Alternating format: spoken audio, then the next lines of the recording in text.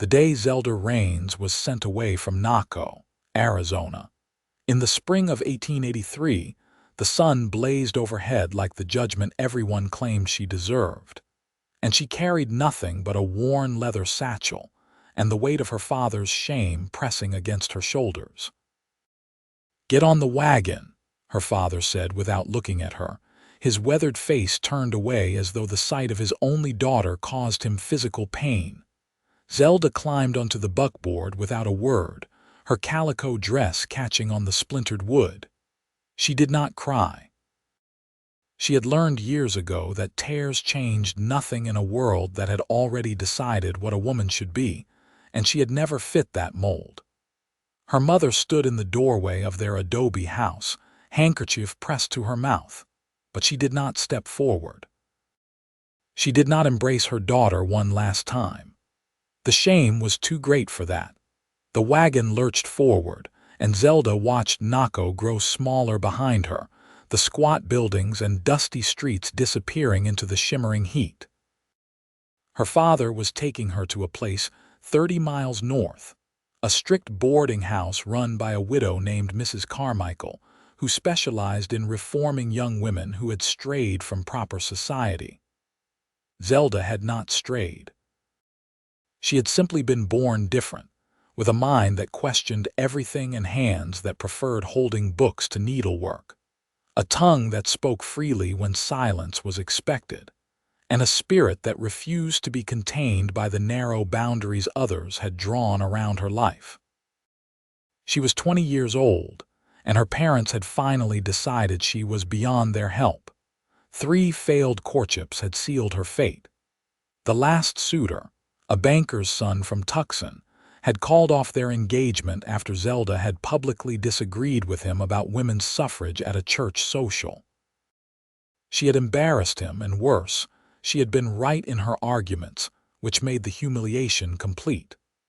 Her father had received a letter the next day, formally ending the arrangement, and that had been the final straw. The journey took most of the day, the wagon creaking over rutted roads while the desert stretched endlessly in all directions. Zelda's father did not speak to her except to offer water once, which she accepted in silence. As the sun began its descent toward the western mountains, painting the sky in shades of orange and crimson, they arrived at a large house that stood isolated among mesquite and saguaro cacti, its whitewashed walls glowing in the fading light. Mrs. Carmichael was a tall woman with iron-gray hair pulled back so tightly it seemed to stretch her skin. She looked Zelda up and down with cold assessment while her father explained the situation in low, urgent tones, as though Zelda's differences were a disease that might spread if spoken of too loudly. "I understand," Mrs. Carmichael said finally. "We have had many such cases. Young women who fancy themselves above their station, who think education and opinions make them equal to men. We will correct these notions. You may collect her in 6 months, Mr. Raines, and I assure you she will be much improved." Her father paid the fee, climbed back onto his wagon, and left without saying goodbye. Zelda watched him go, feeling nothing but a hollow ache where love should have been. The boarding house was a prison dressed in respectability. There were 12 other young women there, each sent away for various crimes against femininity. One had refused to marry the man her parents had chosen. Another had been caught reading medical texts.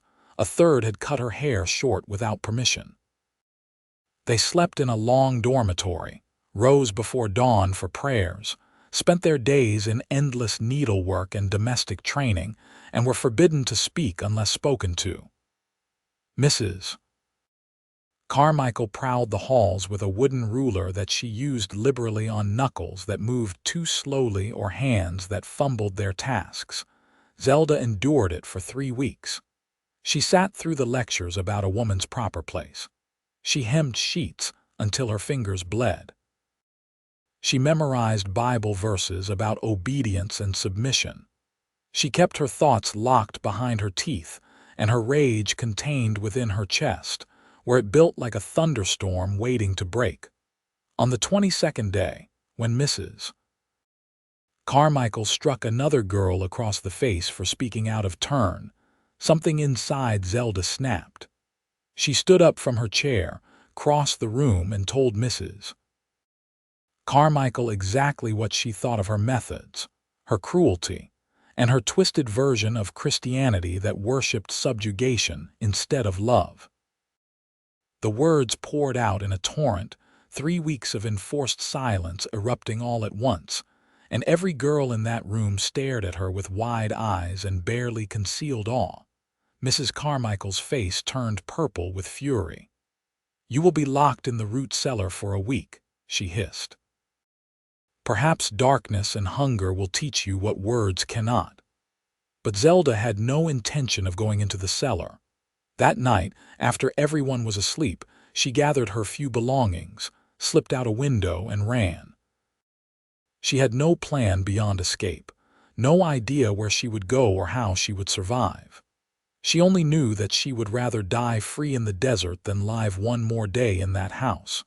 She walked through the darkness, guided by starlight, heading south by instinct. The night air was cold against her skin, and strange sounds echoed across the desert, the yips of coyotes and the rustle of creatures she could not name. She was terrified but also exhilarated, each step taking her farther from captivity. By dawn, her feet were blistered and bleeding, her dress torn by thorns, and she had no idea how far she had come or how far she still had to go. The sun rose with merciless intensity, and soon Zelda was stumbling more than walking, her mouth dry as sand, her vision beginning to blur. She knew she was in trouble. She had brought no water, no food, nothing useful for survival. Her escape had been impulse rather than planning, and now she was going to pay for that recklessness with her life. She collapsed beneath a palavered tree around midday, unable to go any farther. The world spun around her, sky and earth trading places, and she thought about how ironic it was that she had fought so hard for freedom only to die alone in the wilderness. At least it would be on her own terms.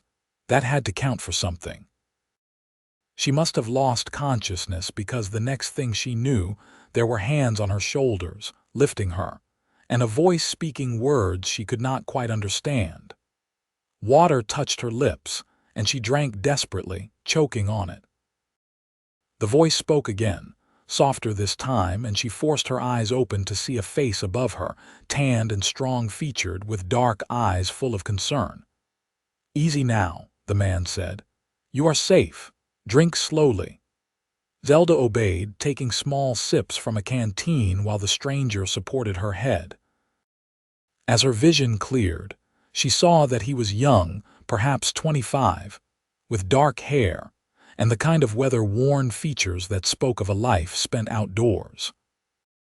He wore the practical clothing of a working man, canvas pants and a cotton shirt, a wide-brimmed hat hanging down his back by a leather cord. "What are you doing out here alone?" he asked when she had drunk enough. His voice carried a note of genuine puzzlement, as though finding a woman half dead in the desert was the strangest thing he had encountered in some time. "Running away," Zelda said hoarsely. There seemed no point in lying. The man's eyebrows rose. "From what?" "From people who wanted to fix me." Something flickered across his face, an expression she could not quite read. "Are you broken?" "They think so. I think differently." He studied her for a long moment, then nodded as though she had confirmed something he already suspected. "My name is Vincent Frost. I have a ranch about 5 miles east of here. Can you ride?" Zelda looked around and saw a horse standing nearby, a sturdy bay mare with intelligent eyes. "I can try." Vincent helped her to her feet, steadying her when she swayed. He was tall, she realized, at least 6 inches taller than her own 5 feet and 5 inches, and he moved with an easy confidence that suggested he was comfortable in his own skin in a way Zelda had never been. He lifted her onto the horse as though she weighed nothing, then swung up behind her, his arms coming around to take the reins. "Hold on," he said, and urged the mare into a gentle walk. Zelda had no choice but to lean back against his chest, too weak to support herself. She could feel the steady rhythm of his breathing, the warmth of his body through the thin fabric of her dress. Under different circumstances, the intimacy would have embarrassed her, but she was too exhausted to care about propriety. They rode in silence across the desert, and Zelda drifted in and out of awareness. At some point, buildings appeared in the distance, a small ranch house and several outbuildings arranged around a central yard. Vincent dismounted and lifted her down, then carried her inside and laid her on a bed in a small, clean room. "Rest," he said. "I will bring you food." Zelda wanted to protest, to explain that she could not stay, that she had no money to pay him, that her presence would cause trouble. But sleep dragged her down before she could form the words. When she woke, the room was dim with evening light, and a tray sat on the table beside the bed holding bread, cheese, dried meat, and a pitcher of water. Zelda ate ravenously, her body demanding fuel, and only when her stomach was full did she allow herself to examine her surroundings more carefully. The room was simply furnished but well kept, with whitewashed walls and a colorful woven blanket on the bed. Through the window, she could see the last rays of sunlight painting the desert in shades of gold and amber. There was a knock on the door, and Vincent entered carrying a basin of water and clean cloths. "I thought you might want to wash," he said, setting them on a stand in the corner. "There are clean clothes there as well. They belong to my sister. She does not need them anymore." Something in the way he said it made Zelda ask, "Where is your sister now? Dead? Fever took her 2 years ago. She was 17. His voice was matter of fact, but Zelda heard the grief underneath. "I am sorry," Vincent shrugged. "Death is part of life out here. You learn to accept it." He moved toward the door, then paused. "What is your name?" I realized I never asked. "Zelda Raines." "Well, Zelda Raines, you are welcome to stay here as long as you need. I do not know what you were running from, but you are safe on this ranch. Nobody will hurt you here." "Why are you helping me?" The question burst out before she could stop it. "You do not know me. I could be anyone."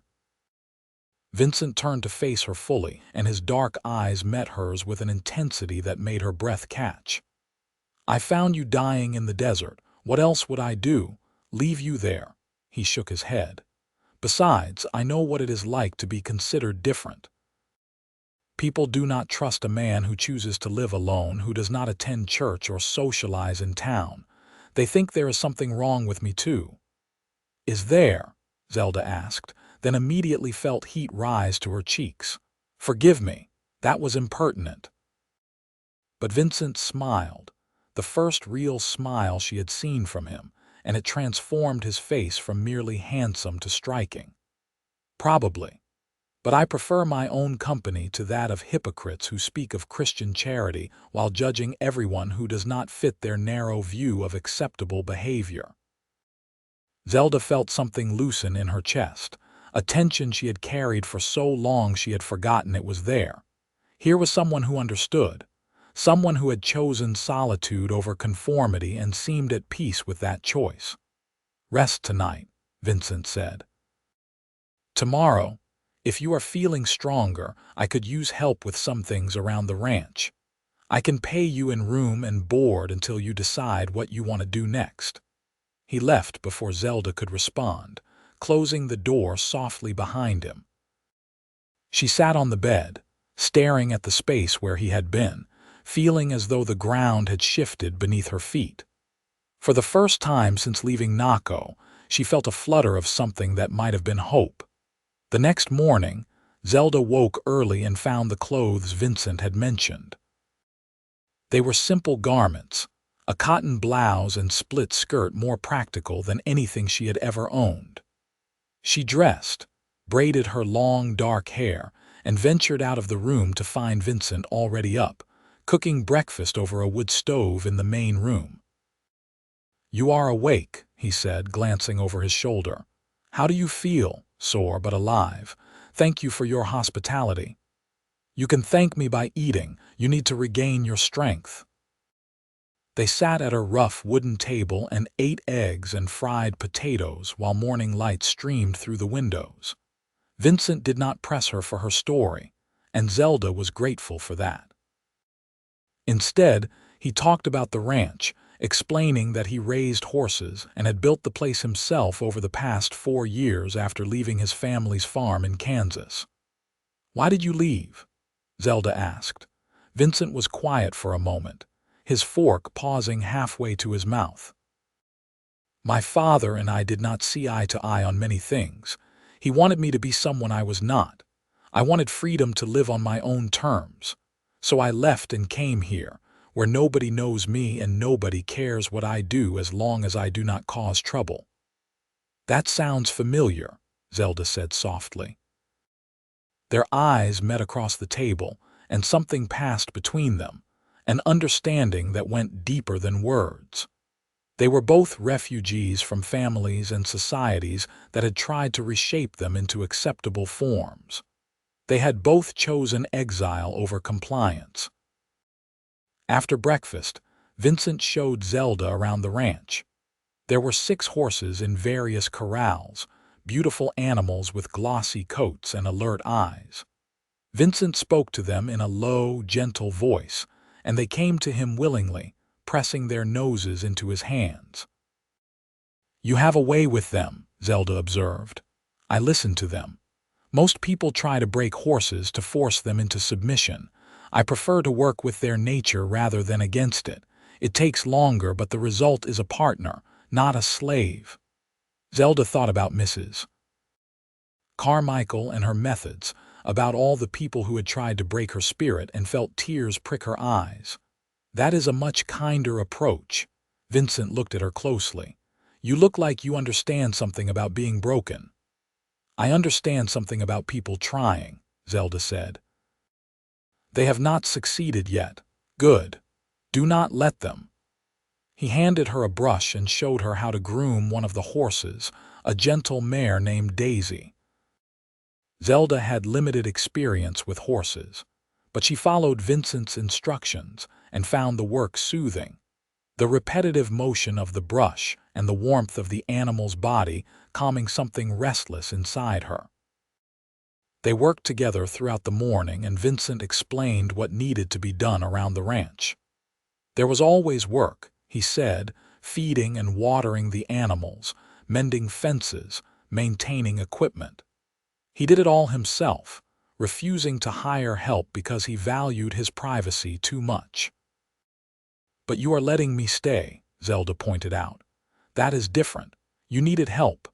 And besides," he added with a slight smile, "I do not think you will judge me for being different when you are running from the same thing." Over the next few days, Zelda fell into a rhythm at the ranch. She worked alongside Vincent during the daylight hours, learning the countless tasks that kept the place running. In the evenings, they cooked together and talked, sharing pieces of their histories. Vincent told her about growing up on his father's farm, about the suffocating expectations and constant criticism, about his sister Emma, who had understood him better than anyone and whose death had been the final push he needed to leave. Zelda told him about her failed courtships, about her hunger for education in a world that thought women should be ornamental rather than intellectual, about the boarding house and Mrs. Carmichael's cruelty. "Your parents paid someone to torture you," Vincent said, his voice tight with anger. "How is that love? They thought they were helping me. Everyone believes they are right, that their way is the only acceptable way." "That does not make it true," Zelda smiled sadly. "No, but it makes it powerful. When everyone around you insists you are wrong, it becomes hard to trust your own judgment." Vincent reached across the table and covered her hand with his. It was the first time he had touched her since that day in the desert, and Zelda felt warmth spread from the point of contact up her arm. "Your judgment is sound," he said firmly. "The world is wrong, not you." Something shifted between them in that moment, a deepening of their connection that went beyond shared experience. Zelda looked at Vincent and saw not just a refuge but a man, attractive and kind and unlike anyone she had ever known. The realization was both thrilling and terrifying. As the weeks passed, that awareness grew stronger. Zelda found herself noticing small things about Vincent. The way he smiled when one of the horses did something amusing, the quiet competence of his hands as he worked, the warmth in his eyes when he looked at her. She caught him watching her sometimes, and the intensity of his gaze made her heart race. They did not speak of the attraction building between them, but it was there in every accidental touch, every lingering glance, every moment of charged silence. Zelda had been courted before, but those experiences had been nothing like this. Those men had wanted to possess her, to mold her into wives who would reflect well on them. Vincent seemed to want nothing from her except her company, and that made all the difference. One evening, about 6 weeks after Zelda's arrival, they were sitting outside watching the sunset paint the sky in brilliant colors. The air was warm, carrying the scent of desert flowers, and somewhere in the distance, a bird sang its evening song. "I wrote to my parents today," Zelda said quietly, "to tell them I am alive and well, but that I will not be returning home." Vincent turned to look at her. "How do you feel about that? Relieved, sad, free, all of those things at once?" She picked at a thread on her skirt. "I keep waiting to feel guilty, but I do not. Is that wrong?" "No, they gave up the right to your guilt when they sent you to that place." Zelda was quiet for a moment, then said, "I need to find a way to support myself. I cannot stay here forever living on your charity." "It is not charity. You work hard, you earn your keep." "That is generous of you to say, but we both know the truth. This is your ranch, your life. I am a guest, and guests eventually overstay their welcome." Vincent turned to face her fully, his expression serious. "What if I do not want you to leave?" Zelda's breath caught. "What? Stay. Not as a guest, but as a partner. Help me run this ranch. I could use the help, and you need a place to belong." He paused, seeming to struggle with his next words. "And I have come to value your company more than I can easily express." Zelda's heart was pounding so hard she was sure he could hear it. "Vincent, I do not think you understand what you are offering. If people find out that we are living here together, unmarried, your reputation will be ruined." "I do not care about my reputation. I stopped caring what people think a long time ago. You say that now, but it is different when you are actually facing social ostracism." "Is it? Because from where I sit, you are doing just fine." Zelda laughed, a slightly bitter sound. "I had no choice, but you do. You have built a life here, a good life. I do not want to be the reason you lose it." Vincent reached out and took both her hands in his, the gesture gentle but firm. "Zelda, I am going to say something, and I need you to really hear me. I do not care about society's rules. I do not care what people in town think of me. The only opinion that matters to me is yours. These past weeks have been the happiest I can remember. You make me laugh. You challenge me. You see the world in ways I never considered. You are brilliant and brave and completely yourself, and that is the most attractive thing I have ever encountered." Tears were sliding down Zelda's cheeks now, but she made no move to wipe them away. "You celebrate the things that everyone else despises about me, because everyone else is a fool." "Zelda, I know we have not known each other long, but I feel like I have been waiting my whole life to meet someone like you. Someone who understands, someone who refuses to be diminished, someone who would rather die in the desert than live a lie." His voice dropped lower, rough with emotion. "I am falling in love with you. Maybe I have been since the moment I found you under that tree, so defiant even in defeat." Zelda could not speak. She had dreamed of hearing words like these, but she had never believed they would come from someone like Vincent, someone who saw her clearly and loved her anyway, not despite her differences but because of them.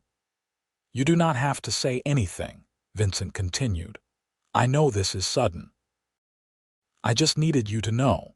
Whatever you decide, whether you stay or go, I want you to know that you are extraordinary exactly as you are."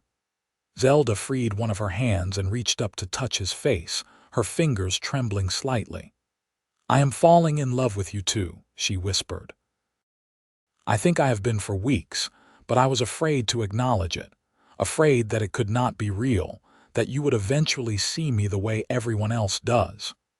Impossible. I could never see you as anything less than magnificent." Vincent leaned forward slowly, giving her time to pull away if she wanted, but Zelda did not want to. She met him halfway, their lips coming together in a kiss that was tender and searching and full of promise. It was Zelda's first real kiss, the others she had exchanged having been merely perfunctory gestures during courtships that meant nothing. This was different. This was a meeting of souls as much as bodies. When they finally pulled apart, both breathing hard, Vincent rested his forehead against hers. "Stay," he said again. "Not just for now, but forever. Marry me, Zelda, be my partner in all things. People will talk. They will say terrible things about both of us. Let them talk. We will be too busy being happy to listen." Zelda thought about returning to Naco, to the narrow confines of her parents' expectations. She thought about trying to find a position as a teacher or shopkeeper, constantly having to hide parts of herself to remain acceptable. Then she thought about staying here with Vincent, building a life based on honesty and mutual respect, surrounded by the wild beauty of the desert and the man who loved her for exactly who she was. It was not really a choice at all. "Yes," she said. "Yes, I will marry you." Vincent's face broke into a smile so wide and joyful that Zelda felt her heart expand to contain all the happiness flooding through her. He kissed her again, deeper this time, his arms coming around her to pull her close. They stayed like that for a long time, wrapped in each other as the stars began to appear overhead, and the desert whispered its approval in the cooling evening breeze. They were married 3 weeks later in Naco, in a small ceremony at the courthouse. Zelda had sent word to her parents about the wedding, not sure whether they would come but feeling obligated to invite them. To her surprise, her mother appeared, traveling alone. Her father, she explained, was too ashamed to attend, but her mother had defied him for the first time in her marriage. "You look happy," her mother said, studying Zelda's face before the ceremony. "I am. Happier than I ever thought possible." Her mother's eyes filled with tears. "I am sorry for what we did. I thought we were helping you, but I see now that we were trying to kill the parts of you that make you special. Your father does not understand, may never understand, but I do. And I am proud of you for choosing your own path." They embraced, and Zelda felt a piece of her heart that had been frozen for years begin to thaw. She had not lost her mother after all, not completely. The ceremony was brief, witnessed by her mother and a clerk from the courthouse. Vincent wore a clean white shirt and looked more nervous than Zelda had ever seen him. When he slipped a simple gold band onto her finger, his hands shook slightly, and Zelda loved him all the more for showing his vulnerability. "I promise to love you as you are," Vincent said, though those words were not part of the standard vows. "To celebrate your strengths and support you through your struggles, to be your partner in all things for as long as we both shall live." Zelda squeezed his hands. "And I promise to do the same, to build a life with you based on honesty and respect, to never try to change you, only to grow alongside you, for as long as we both shall live." The clerk pronounced them married, and Vincent kissed her with such tenderness that Zelda felt tears slide down her cheeks. Her mother hugged them both and pressed a small bag of coins into Zelda's hand. "For your new life," she said. "I have been saving for years. Your father does not know about it. Mother, I cannot take your money. You can and you will. Consider it my wedding gift and my apology." Her mother cupped Zelda's face. "Be happy, my darling girl. That is all I want for you now." After her mother left to catch the stage back north, Zelda and Vincent rode back to the ranch together, side by side on their horses. The sun was setting, painting the desert in shades of rose and gold, and Zelda felt like she was riding into a painting, into a new life that she had never dared dream possible. That night, in the privacy of their home, Vincent made love to her with a patience and tenderness that erased any nervousness Zelda felt. He treated her like something precious, exploring her body with reverent hands and whispered endearments, and when they finally joined together, Zelda felt complete in a way she had not known she was missing. Afterward, lying tangled together in the darkness, Vincent traced patterns on her bare shoulder. "I have something to confess," he said. Zelda tensed slightly. "What?" "I was not completely honest about why I live alone out here." "Tell me." Vincent was quiet for a moment, gathering his thoughts. "Back in Kansas, there was a woman. Her name was Sarah, and she was the daughter of a prominent family in our town. We courted for almost a year, and I thought she understood me, thought she accepted me. We talked about marriage. But then my father said something to her father, something about my tendency to question authority and my lack of interest in the church. Her father forbade the marriage, said I was not a suitable match. Sarah agreed with him. Just like that, all her promises meant nothing. She told me I was too strange, too difficult, that she could not build a life with someone who refused to conform." Zelda's heart ached for him. "I am so sorry." "Do not be. It hurt at the time, but looking back, I realized she did me a favor. If she had really loved me, she would not have let her father's opinion matter more than her own feelings. She would have fought for us the way you fought to escape that boarding house." He kissed her forehead. "You are brave in ways Sarah never was. That is why I knew I could trust you with my heart." "I will never betray that trust," Zelda promised. "Your strangeness is what makes you perfect for me." Vincent laughed softly. "We are quite a pair, are we not? Two misfits who found each other in the middle of the desert." "The best pair I can imagine." They fell asleep wrapped around each other, and Zelda dreamed of open spaces and endless possibilities. Life on the ranch settled into a comfortable rhythm. Zelda threw herself into the work with enthusiasm, discovering that she had a natural aptitude for horses. Vincent taught her everything he knew, and she proved to be a quick study, soon able to handle even the most spirited animals with confidence. They worked together seamlessly, anticipating each other's needs and movements in that way couples do, when they are truly in harmony. In the evenings, after the work was done, they would sit together and talk for hours. Vincent brought out books from a trunk in his room, a collection he had been building for years, and Zelda devoured them hungrily. They discussed philosophy and politics and science, subjects she had never been allowed to explore in depth. Vincent encouraged her curiosity, delighting in her insights, and never once suggesting that such interests were inappropriate for a woman. "You have a brilliant mind," he told her one night after a particularly spirited debate about Darwin's theories. "It is criminal that you were discouraged from developing it." "I am developing it now," Zelda said, smiling. "Better late than never." One day, about 3 months into their marriage, a man rode up to the ranch leading a horse that was limping badly.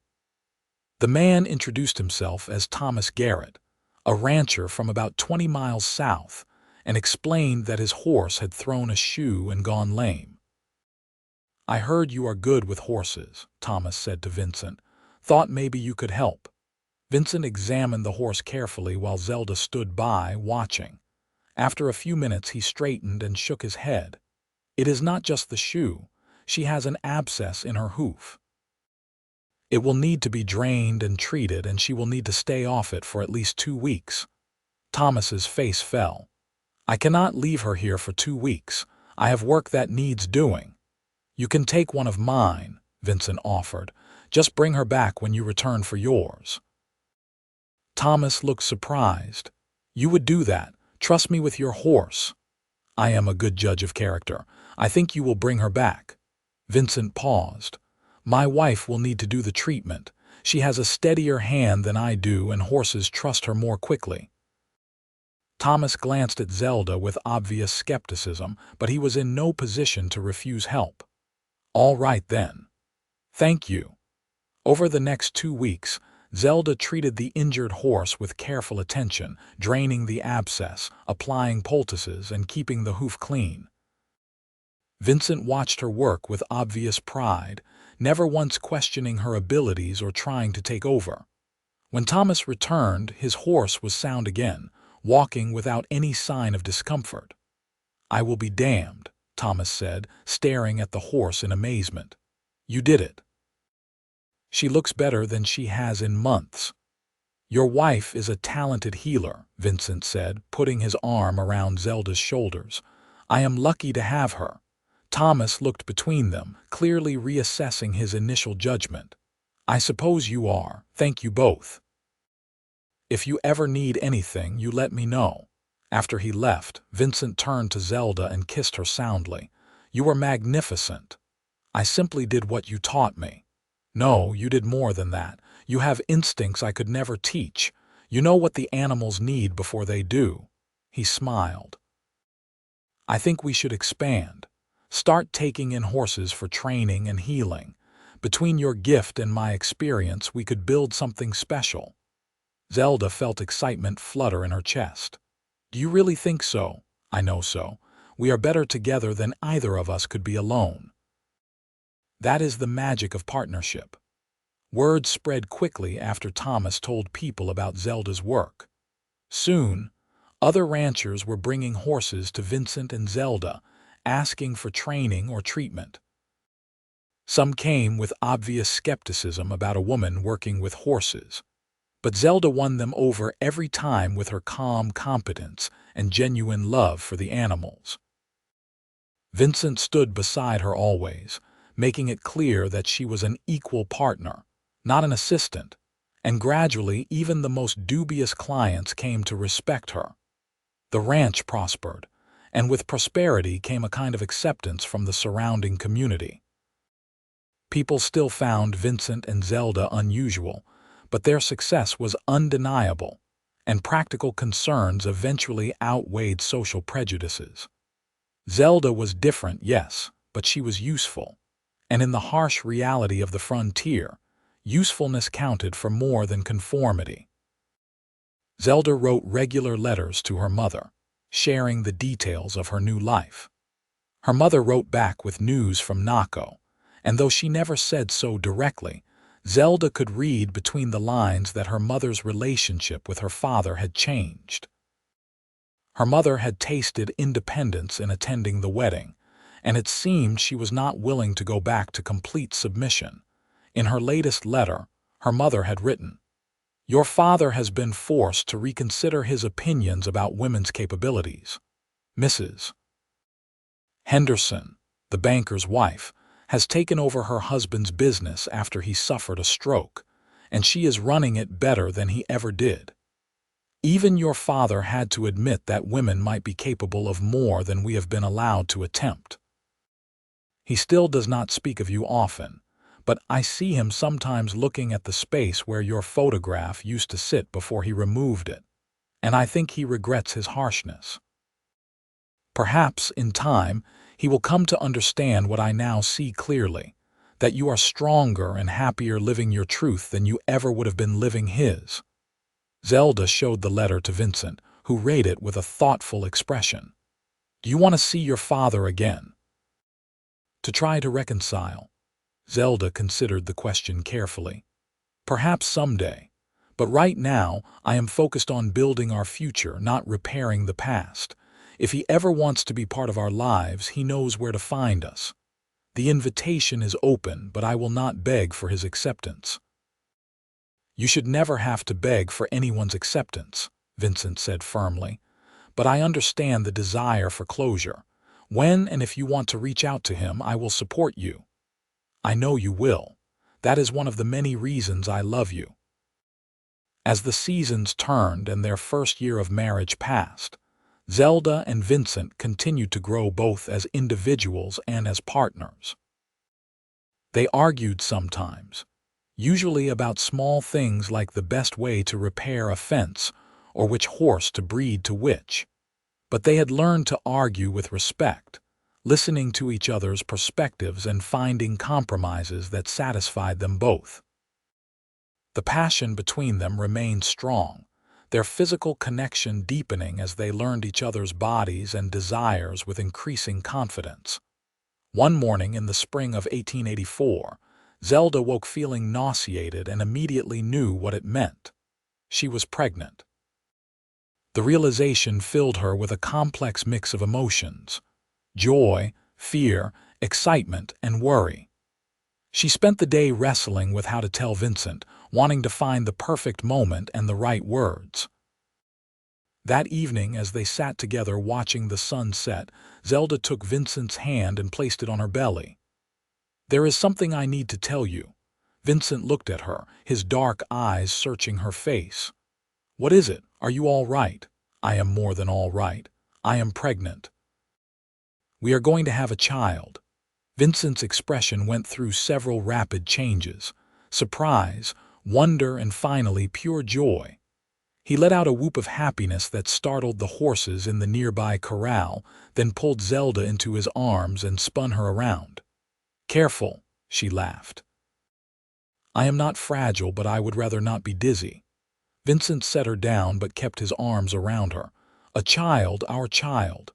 His voice was thick with emotion. "I cannot believe it. This is the best news I have ever received." "You are happy then?" "Happy, Zelda, I am ecstatic. Terrified too, if I am honest. I have no idea how to be a father. And I have no idea how to be a mother. We will figure it out together the way we figure out everything else." Vincent cupped her face in his hands. "You are going to be an incredible mother. You are patient and kind and fierce when you need to be. Our child will be so lucky to have you." "To have us," Zelda corrected. "I could not do this without you."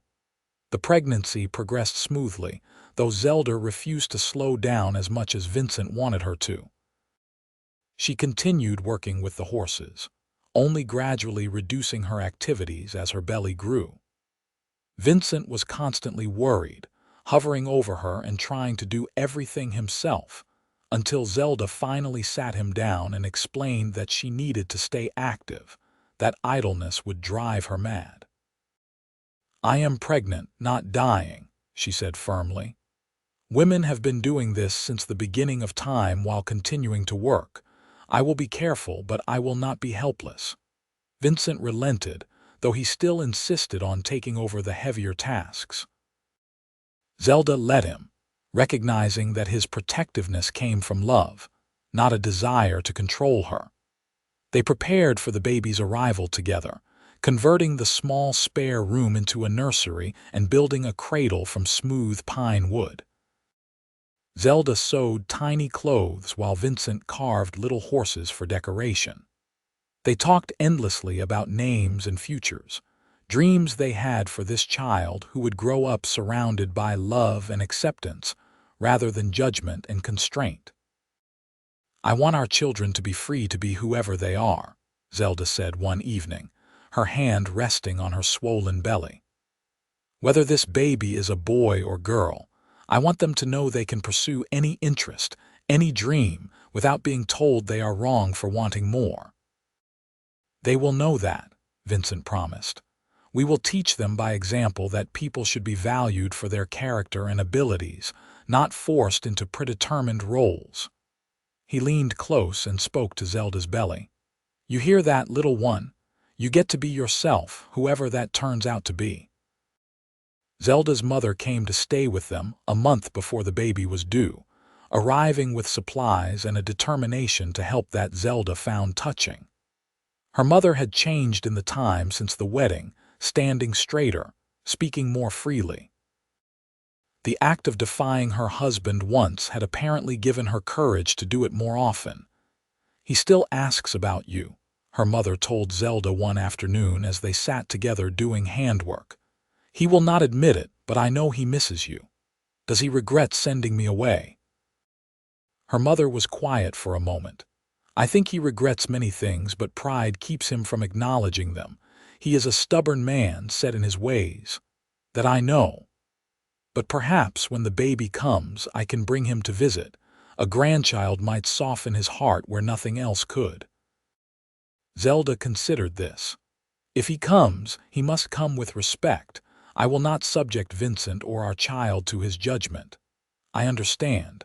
I will make that clear to him." The baby came on a warm October afternoon, arriving after a labor that was long but mercifully free of complications. Zelda's mother and a midwife from town attended the birth while Vincent paced outside, wearing a path in the dirt with his nervous energy. When the baby finally emerged, squalling lustily, the midwife called Vincent in. "You have a son," she said, placing the cleaned and wrapped bundle in Zelda's arms. Vincent approached slowly, his eyes wide with wonder as he looked down at the tiny face peeking from the blanket. "He is perfect," he whispered. "Absolutely perfect." The baby had a thatch of dark hair, and his eyes, when he opened them, were dark like his father's. Zelda felt a love so fierce it took her breath away, looking down at this little person she and Vincent had created together. "What should we name him?" Vincent asked. They had discussed many names but had not settled on one definitively. Now, looking at their son, Zelda said, "Victor, it means conqueror, and he has already conquered our hearts completely." "Victor Frost," Vincent said, testing the name. "I like it. It is strong, substantial." He reached out a tentative finger, and the baby's tiny hand grasped it reflexively. Vincent's eyes filled with tears. "Hello, Victor. I am your father, and I promise to love you and protect you and help you become whoever you are meant to be." Zelda's mother stood in the doorway, tears streaming down her face. "He is beautiful. Congratulations to you both." As word of the baby's arrival spread, neighbors began stopping by with gifts and congratulations. Even people who had been coolly distant before seemed to warm to Zelda and Vincent now that they were a family. There was something about a child, Zelda reflected, that made people reconsider their judgments. A baby was innocent, deserving of community support, and by extension, so were his parents. Vincent was a devoted father from the beginning, taking on his share of night feedings and diaper changes without complaint. He sang to Victor in a surprisingly pleasant voice, made up silly stories, and showed a tenderness that made Zelda fall even more deeply in love with him. Watching Vincent with their son, seeing the care he took and the joy on his face, Zelda felt grateful beyond measure for the life they had built together. Victor thrived, growing from a tiny infant into a robust baby with a loud laugh and curious nature. He was fearless, reaching for everything, trying to pull himself up before he was ready, falling down and immediately trying again. Zelda saw Vincent's determination in their son and her own stubbornness too. When Victor was 6 months old, Zelda's father finally came to visit. He arrived unannounced one afternoon, riding up to the ranch alone and dismounting slowly as though his body ached. He was grayer than Zelda remembered, more stooped, and his face was deeply lined. Zelda met him in the yard, Victor on her hip. "Father." "Zelda." He looked at her for a long moment, then at the baby. "This is my grandson. This is Victor."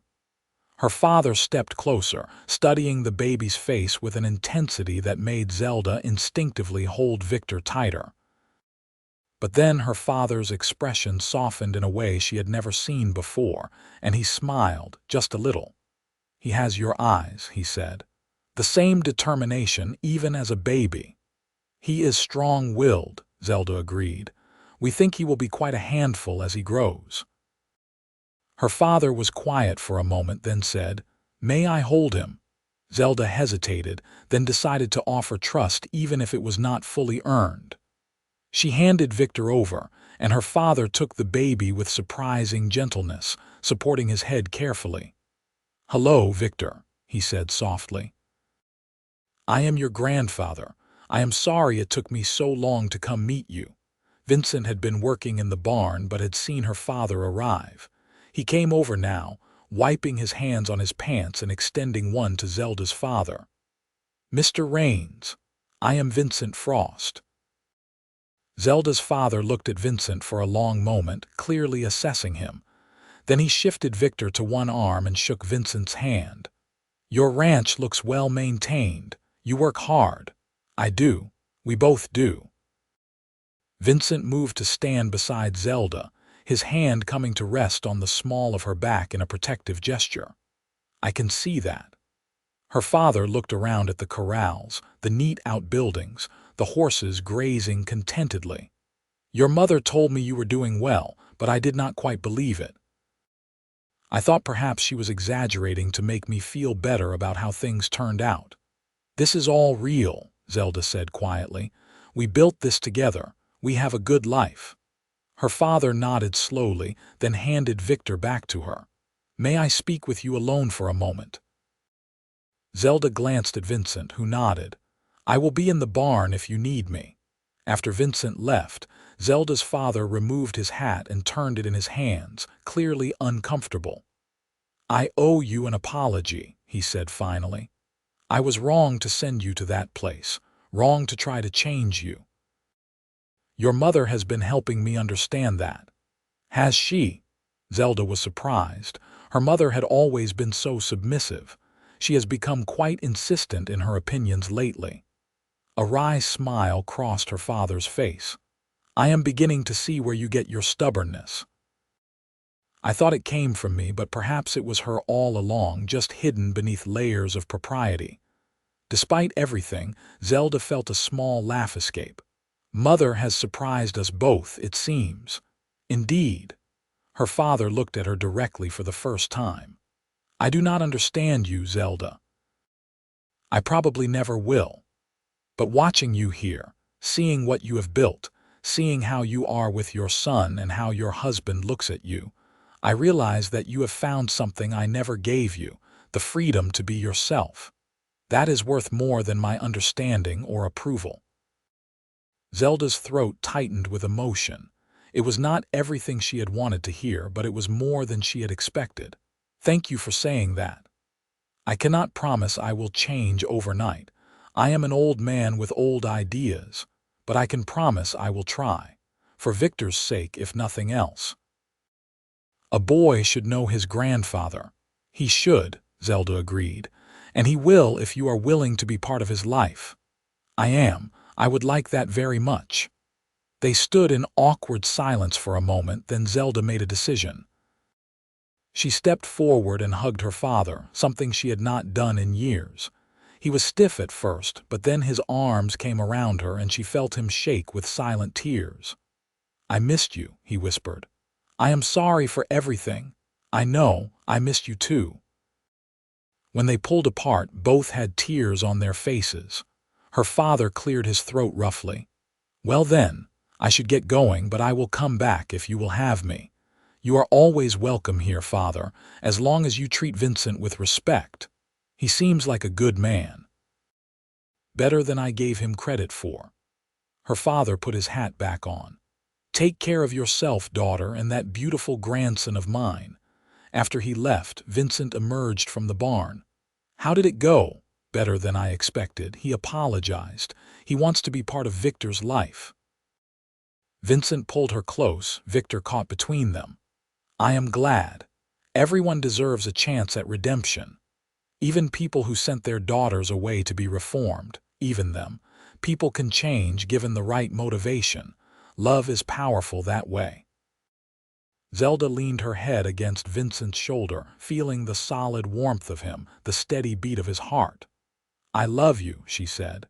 "Thank you for celebrating everything that makes me different, for seeing my strangeness as strength." "Always," Vincent promised. "Your uniqueness is what makes you perfect. I would not change a single thing about you." As the years passed, the ranch continued to flourish. Zelda and Vincent's reputation as horse trainers and healers spread throughout southern Arizona, and they were rarely without work. They hired a hand to help with the more routine tasks, freeing them to focus on the specialized work they loved. Victor grew from a baby into a curious, active boy who followed his parents everywhere, learning the business from infancy. Zelda proved to be the kind of mother she had hoped to be. Firm but loving, encouraging her son's natural curiosity and never telling him something was off limits simply because of his gender or age. When he wanted to help in the kitchen, she taught him to cook. When he wanted to learn to ride, Vincent put him on a horse.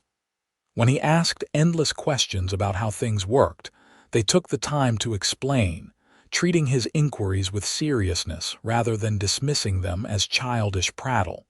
2 years after Victor's birth, Zelda became pregnant again.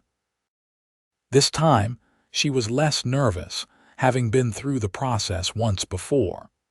The pregnancy was similar to the first, and in the summer of 1886, she gave birth to a daughter they named Violet. The baby girl had Zelda's dark hair and Vincent's serious expression. And from the beginning, she was calmer than her brother had been, content to watch the world with thoughtful eyes. "We have a son and a daughter now," Vincent said the night Violet was born, looking between Victor, who was peering curiously at his new sister, and the infant in Zelda's arms. "Our family is complete." "Is it?" Zelda asked with a tired smile. "Do you not want more children?" "I want whatever you want, but 2 seems like a good number, manageable." Zelda laughed softly. "Manageable, listen to you, worried about being overwhelmed. You handle 20 horses at once without blinking. Horses are easier than children. They have fewer opinions." "That is true. And I suspect our children will have many opinions, given their parentage." She was right. As Victor and Violet grew, both showed signs of the independent thinking that had gotten Zelda into so much trouble. Victor questioned everything, refusing to accept, "because I said so," as an adequate explanation. Violet, despite her calm demeanor, was stubborn in the extreme, refusing to do anything she did not see the purpose of. Rather than trying to suppress these traits, Zelda and Vincent nurtured them, teaching their children to think critically while also learning to function in society. "The world will try to fit you into boxes," Zelda told them often. "It will tell you who you should be based on whether you are a boy or girl, based on what your parents do for a living, based on 100 other arbitrary factors. But you get to decide who you are. Your father and I will support whatever choices you make, as long as they come from your true self, and not from fear or others' expectations." It was a radical philosophy for the time, but Zelda and Vincent had built their entire life on the foundation of authenticity, and they were determined to pass that value to their children. Zelda's father became a regular visitor, arriving every few months to spend time with his grandchildren. He and Zelda developed a cautious relationship, not as close as it might have been if he had accepted her earlier, but real nonetheless. He never quite understood why Zelda worked with horses, or why Vincent encouraged it, but he learned to keep his opinions to himself and focus instead on the obvious love and stability in their home. One afternoon, when Victor was 5 and Violet 3, Zelda's father sat watching Vincent teach Victor how to throw a lasso while Violet toddled around the yard collecting rocks. Zelda sat beside him on the porch, shelling peas for dinner. "You have done well for yourself," her father said. "Better than I could have imagined when I left you at that boarding house." Zelda's hands stilled on the peas. Her father rarely mentioned that time directly. "That place was terrible, father. What happened to the other girls who were sent there?" Her father was quiet for a moment. "I do not know about all of them, but I heard that Mrs. Carmichael was arrested 2 years ago. Apparently, someone filed a complaint about her methods, and when authorities investigated, they found evidence of abuse. The place was shut down." Zelda felt a fierce satisfaction at that news. "Good. She deserved worse, but that is something. One of the girls who was there with you was the one who reported it. I do not remember her name, but I heard she went to the authorities after she turned 18 and was free to leave. She saved other girls from what you experienced. I am glad someone had the courage to speak up." Zelda resumed shelling peas, her movements thoughtful. "I sometimes wonder what my life would have been like if I had not run away that night, if I had stayed the full 6 months. Do you regret leaving? Not for a single moment. Running away was the best decision I ever made. It led me to Vincent, to this life, to my children. I would do it again in a heartbeat." Her father nodded slowly. "I think, in a strange way, my sending you there was the best thing I could have done for you. Not because the place was good, but because it pushed you to take control of your own destiny. You would not have run if you had not been desperate. You would not have been in the desert for Vincent to find. All the terrible things that happened led you to where you were meant to be." It was an oddly philosophical observation from her practical father. "Perhaps you are right. Life works in mysterious ways." They sat in companionable silence for a while, watching Vincent and Victor laugh together as the lasso missed its target for the 100th time. Violet came running up with her apron full of rocks, demanding that her grandfather admire each one. He did so with surprising patience, examining each stone as though it were a precious gem, and listening seriously to her explanations of why each was special. That evening, after her father had left and the children were in bed, Zelda and Vincent sat together on the porch as they did most nights, watching the stars emerge in the darkening sky. "I have been thinking," Vincent said, "about expanding our operation further. There is a valley about 10 miles from here that is for sale. Good grazing land, water access. We could run more horses if we had more space." "That would mean taking on debt," Zelda pointed out. "Right now, we own everything free and clear. That feels secure." "It does. But to grow, sometimes you have to take risks." Vincent turned to look at her. "What do you think? Is it worth it?" Zelda considered the question seriously. This was one of the things she loved most about her marriage. Vincent always consulted her, treating her as an equal partner whose opinion mattered. "How much land are we talking about?" "About 200 acres. The asking price is reasonable, and I think we could pay it off within 5 years if our business continues at its current rate." "What if something happens? What if we have a bad year?" "That is the risk. But Zelda, I think we have built something solid here. We have a reputation for quality work. People come from all over to bring us their horses. I do not think that is going to change." Zelda smiled. "You are right. And besides, we did not get where we are by playing it safe. If we had been cautious people, we never would have found each other." Vincent grinned. "Is that a yes?" "That is a yes. Let us take the risk. Let us grow." They purchased the land the following month and spent the next year developing it, building new corrals and a shelter for the horses. It was hard work, but Victor helped in his own small way, and even Violet contributed by keeping track of tools and feeding the chickens they had added to the ranch. As a family, They poured their energy into the expansion, and it paid off. Within 2 years, their horse operation had doubled in size, and they were known throughout the territory as the place to go for difficult horses or specialized training.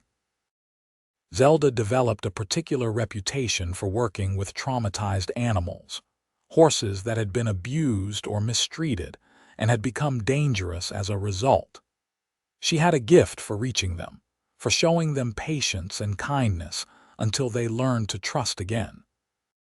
People brought her horses others had given up on, and more often than not, she transformed them into reliable, gentle animals. "You see yourself in them," Vincent observed one day, watching her work with a mare that had been beaten by her previous owner and now flinched at sudden movements. Zelda did not deny it. "I know what it is like to be treated as though something is wrong with you, to be punished for things you cannot change. These horses deserve better than they receive, just like I did. And you give it to them. You heal them." Vincent came up behind her and wrapped his arms around her waist. "That is a gift, Zelda. You take broken things and make them whole." "We make them whole together," she corrected. "I could not do this without you." As their 10th wedding anniversary approached in 1893, Vincent planned a surprise. He arranged for a friend to watch the children and the ranch for 3 days, then took Zelda to Tucson, a city she had never visited. They stayed in a hotel, the first time either of them had done so, and Vincent took her to restaurants and shops, buying her a beautiful dress and taking her to see a traveling theatrical performance. "This is too much," Zelda protested, though she was clearly delighted. "We should be saving money." "We have enough money, and you deserve to be spoiled occasionally." Vincent pulled her close as they walked down the street in the fading evening light. "You have given me everything, Zelda. A home, a family, a partnership that makes every day meaningful. The least I can do is give you 3 days of luxury." That night, in their hotel room, they made love with the leisurely passion of a couple who had grown deeply familiar with each other's bodies over the years. Afterward, lying tangled together in the unfamiliar bed, Zelda traced the lines of Vincent's face with her fingers. "You ever regret it?" she asked. "Marrying someone like me. Your life would have been simpler with a more conventional wife." Vincent caught her hand and kissed her palm. "I have never regretted it for a single moment. Simple is overrated. I would rather have complex and fascinating, which is what I got with you." He turned on his side to face her fully. "Zelda, you are the best thing that ever happened to me. You challenge me, inspire me, make me want to be better. You gave me children who are growing up free to be themselves. You built a business with me that we are both proud of. Why would I regret any of that? Because I am difficult, stubborn. I argue with you about things. You are strong-willed and passionate, and yes, you argue with me, which keeps me honest and prevents me from becoming complacent. Those are features, not flaws." Vincent kissed her softly. "I love you exactly as you are, which includes all the things other people found objectionable. Your independence, your intelligence, your refusal to be diminished. Those are the qualities that make you perfect for me." Tears slid down Zelda's temples into her hair. "I love you too, more than I can adequately express." "Then show me," Vincent murmured, and Zelda did, losing herself in the connection they shared, the physical and emotional intimacy that had only deepened over time. They returned home to find everything running smoothly. Victor, now 9, proudly reported that he had helped feed all the horses and had even assisted with a training session. Violet, 7, showed them the pictures she had drawn, detailed sketches of horses that showed surprising artistic talent. "You did well," Vincent told their son, ruffling his hair. "I am proud of you. Can I do more training work?" Victor asked eagerly. "I want to learn everything you and Mother know. In time, you are still young, but yes, we will teach you everything." life continued its steady rhythm. The children grew, the ranch prospered, and Zelda and Vincent's love remained the solid foundation on which everything else was built. They faced challenges, of course, droughts that tested their water resources, injuries to animals and people, the normal ups and downs of life and business. But they faced everything together, drawing strength from their partnership. When Victor was 12 and Violet 10, a young woman arrived at the ranch leading a horse. She introduced herself as Margaret, and she asked if Zelda remembered her. Zelda studied the woman's face, trying to place her. There was something familiar about her eyes, but she could not quite identify it. "We were at Mrs. Carmichael's boarding house together," Margaret said quietly. "You defended that girl who was struck. Then you escaped that same night. I always wondered what happened to you." The memory came flooding back. Zelda remembered now. Margaret had been one of the other girls in that dormitory, quiet and frightened, sent away for some perceived failing. "I remember," Zelda said. "Are you all right? How did you find me? I am well now, though it took time. I stayed the full 6 months because I was too afraid to run. After they released me, I went home, but I could never forget what you said to Mrs. Carmichael, how you stood up for all of us. A few years ago, I was the one who reported her to the authorities. I thought you would want to know she can never hurt anyone else. You did that." Zelda felt a rush of admiration. "That took tremendous courage. I learned from you. You showed me that it was possible to stand up, to fight back." Margaret looked around at the ranch, the horses, the house. "You built a good life for yourself. I was fortunate. I met someone who celebrated the things about me that everyone else hated." Zelda gestured toward Vincent, who was working with a horse in the nearby corral. "That is my husband, Vincent, and those are our children, Victor and Violet." Margaret's eyes widened. "You have a family, a business, you are happy." "I am very happy. What about you? What brings you here?" Margaret explained that she had heard about Zelda and Vincent's reputation with difficult horses and had brought her own horse, a gelding that had developed behavioral problems. Zelda examined the animal and saw immediately that he was in pain from an old injury that had healed improperly. "I can help him," Zelda said. "It will take time, but I believe we can get him sound again." She worked with Margaret's horse over the next several weeks, and during that time, she and Margaret became friends. Margaret shared her story. After leaving the boarding house, she had eventually found work as a teacher and had married a kind man who supported her independence. She had 2 children of her own now and was living a life she had never imagined possible during those dark days at Mrs. Carmichael's place. "Seeing you here, seeing what you built, it gives me hope," Margaret said on her last day at the ranch. "It proves that we do not have to accept the limitations others try to place on us. We can define ourselves." "That is exactly right," Zelda agreed. "And thank you for being brave enough to stop Mrs. Carmichael. You saved other girls from what we experienced." After Margaret left, Zelda found herself reflecting on how far she had come. 15 years had passed since that day her father sent her away. 15 years since she ran into the desert and Vincent found her. In that time, she had built a life beyond anything she had dared dream.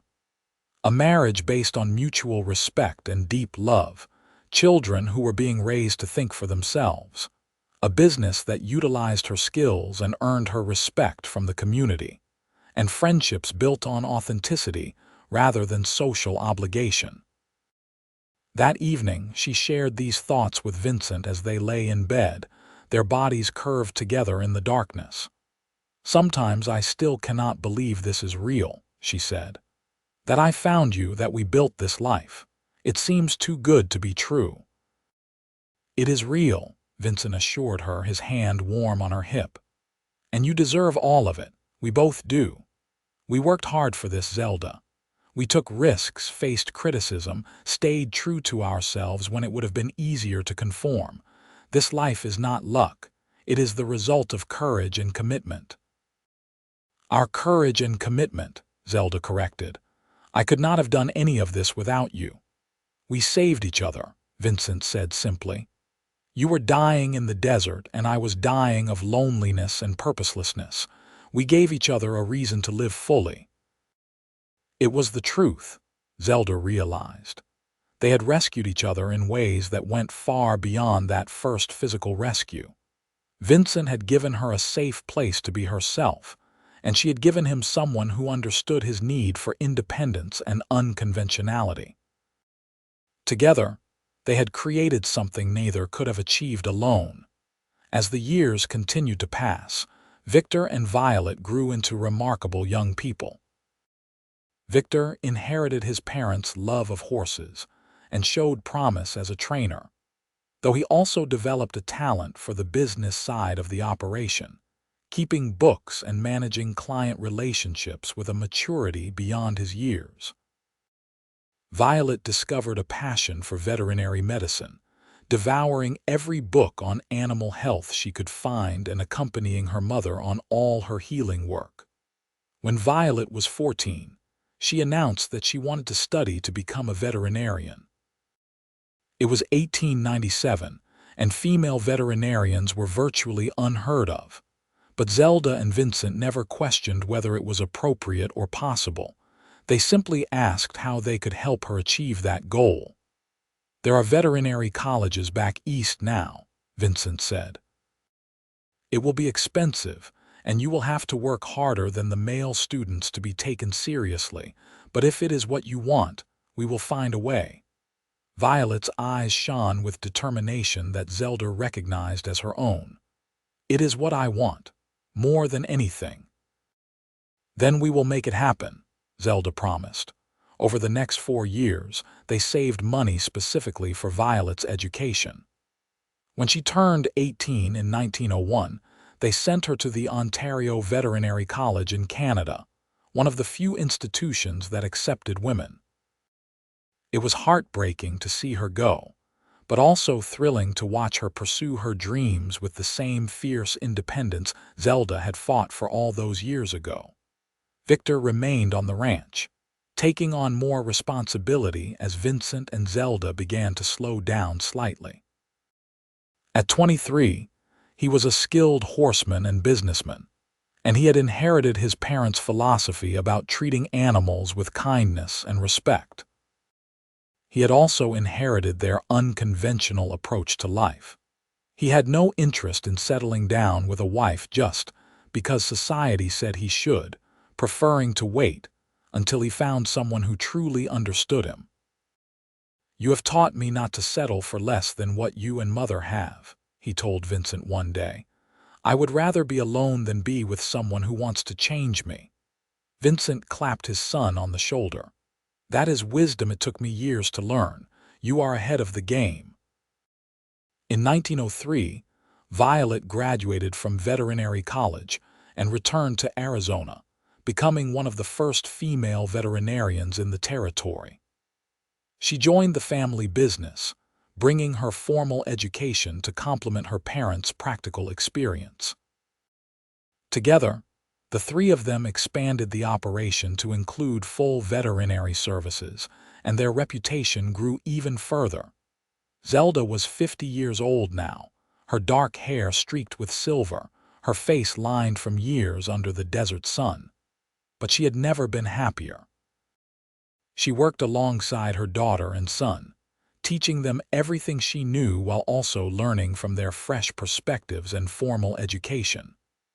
Vincent, 55, moved a bit more slowly than he once had, but he was still strong and capable, still the rock on which their entire life was built. One afternoon, as Zelda and Vincent sat on their porch watching the sunset as they had done thousands of times before, Zelda reflected on the journey that had brought them to this moment. I was thinking about that day you found me in the desert, she said. Do you remember what you asked me? I asked you several things. You asked if I was broken after I said I had been sent away to be fixed. Do you remember what I said?" Vincent smiled. "You said they thought so, but you thought differently. That was the moment I fell in love with you, I think. When you accepted that answer, when you did not insist that they must be right.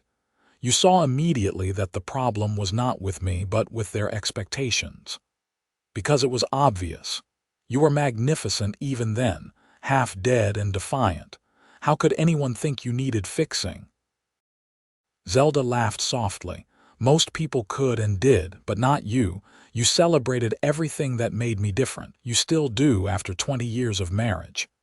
20 happy years, Vincent corrected. "Well, mostly happy. We have had our difficult moments. Every life has difficult moments. But we faced ours together, and that made all the difference." They sat in comfortable silence, hands joined, watching the sky turn from gold to pink to purple. Victor was in the barn finishing the evening chores. Violet was in the small clinic they had built, organizing her veterinary supplies. The horses were settled for the night, their soft sounds drifting across the yard. Everything was peaceful, complete. "You have any regrets?" Vincent asked suddenly. "Anything you wish had been different?" Zelda considered the question seriously. Her relationship with her father had never been perfect, though it had improved before his death 2 years ago. She had lost years with her family, years she could never get back. Her path had been harder than it needed to be, marked by rejection and struggle. But all of that had led her here, to this porch, this man, this life. "No," she said finally. "I do not regret any of it. Even the painful parts were necessary to bring me to you. I would walk through the desert 1,000 times if it meant ending up here." Vincent lifted her hand to his lips and kissed it. "You are the love of my life, Zelda Frost, the partner of my soul. Thank you for running away that night. Thank you for being too stubborn to let them change you. Thank you for finding your way to me." "Thank you for seeing me," Zelda replied. "For celebrating who I am instead of trying to make me into something else. You gave me the greatest gift, the freedom to be myself." As full darkness fell and stars began to emerge in the vast desert sky, they remained on the porch, two people who had found each other against all odds and built something beautiful from their shared refusal to conform. Their children were thriving, carrying forward the values of authenticity and independence that Zelda and Vincent had lived by. Their ranch was prosperous, a testament to hard work and mutual respect. Their love remained strong, deepened by years of partnership and shared experience.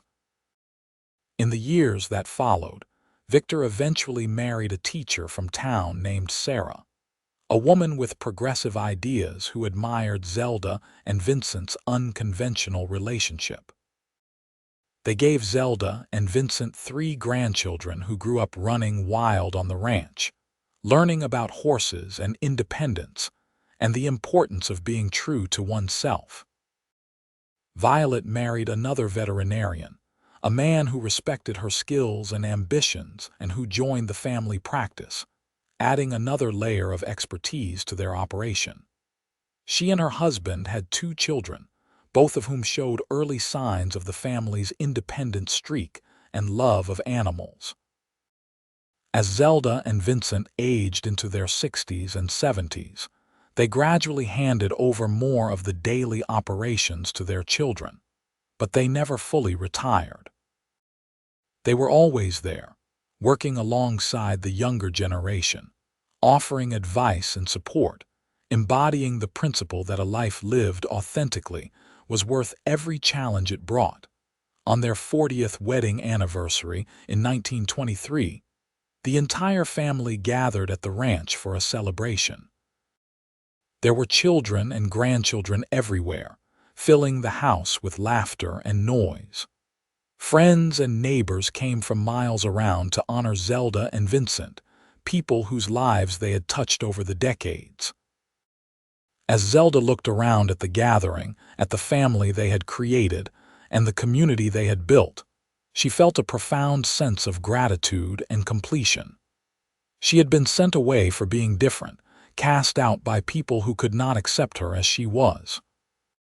But that rejection had led her to Vincent, who had celebrated her uniqueness from the very beginning.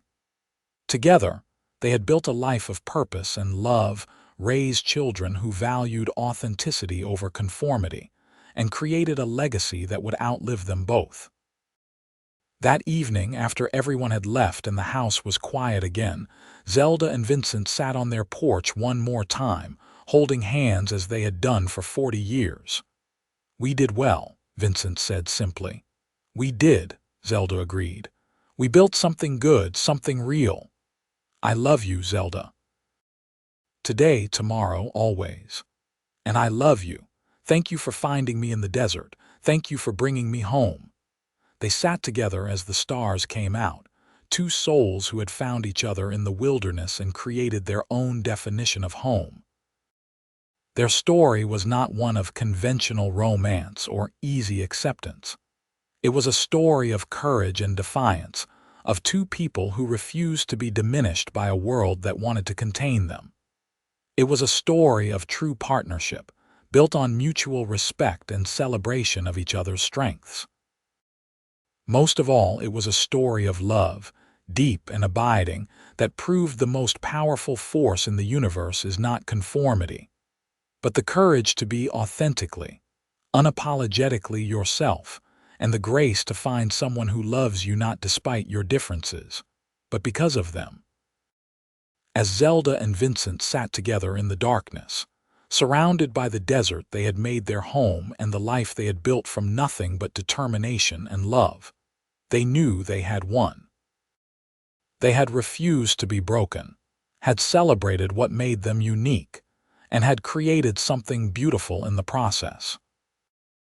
Their legacy would live on in their children and grandchildren, in every person who learned from their example that it was possible to choose authenticity over acceptance, that being different was not a flaw but a gift, and that true love celebrated uniqueness rather than trying to erase it. The desert night was peaceful around them. The same desert that had nearly claimed Zelda's life all those years ago, now bearing witness to the completion of a love story that had defied all expectations.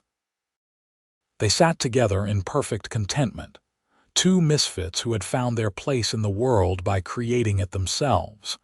And in that moment, everything was exactly as it should be.